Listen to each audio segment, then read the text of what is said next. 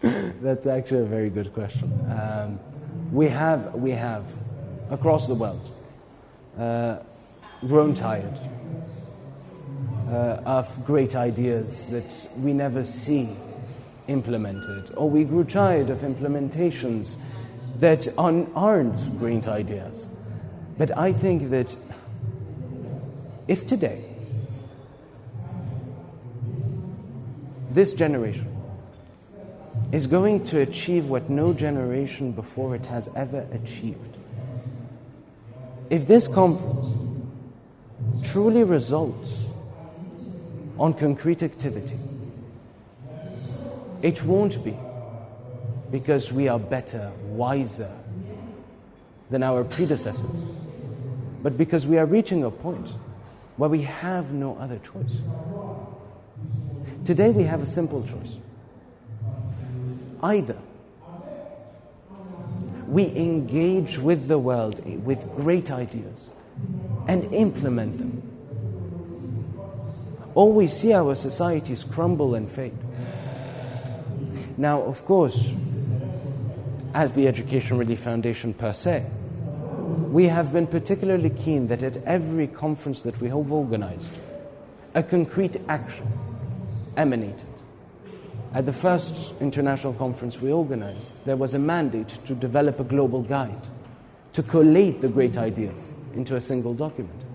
At the second forum, we published that guide, but there was an international call that pushed us to implement pilot projects in balanced and inclusive education with the signatories, and to prepare a universal declaration.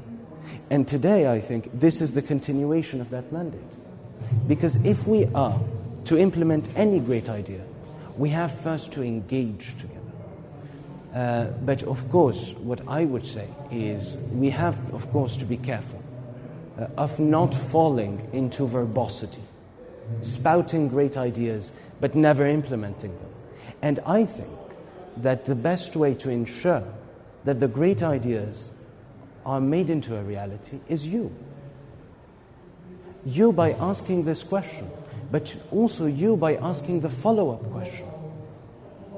It is the media, it is people in general, the regular citizens, saying we don't only care about building schools, we care about the quality of our education. We want a quality education. And I think the best way to hold people like me and people like that, even though we have the best intentions in the world, is to remind us, to say, a year ago you met, what has happened since? And that, I think, is the best way of ensuring that there is a follow-up.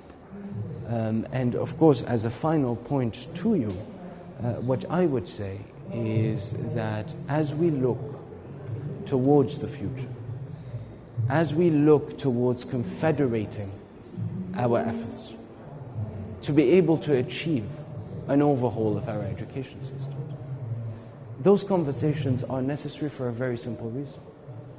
How can you build a quality education system if we do not know what is the future to which we aspire?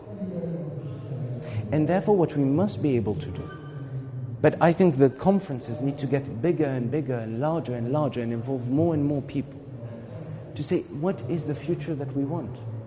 Each one of us needs to ask himself this question. What do I want for my children? What do I want for myself and my country? Because then we are able to identify the inequalities, the injustices, the areas where we as societies collectively have failed, and see how we can resolve them. So action must always be preceded by thought.